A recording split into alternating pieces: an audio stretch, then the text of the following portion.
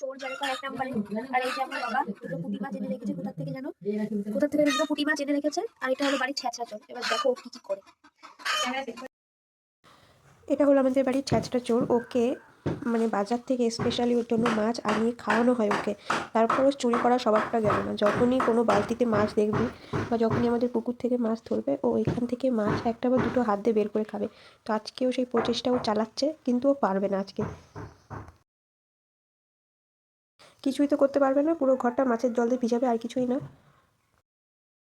জলের মধ্যে না পাচ্ছি না, না ঘুরে যাচ্ছে গ্যাস জিগে দেয় তাই না, লপ লপ লপ লপ লপ লপ লপ পুষি লপ লপ লপ লপ লপ করছিল খা পুষি। দেখ পুটি পুটি পুষি পুটি মাছ।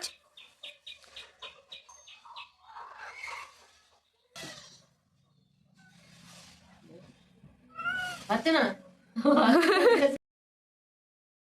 পুষি অনেক প্রচেষ্টা করলো কিন্তু পারলো না, তাই রাগ করে চলেই গেল।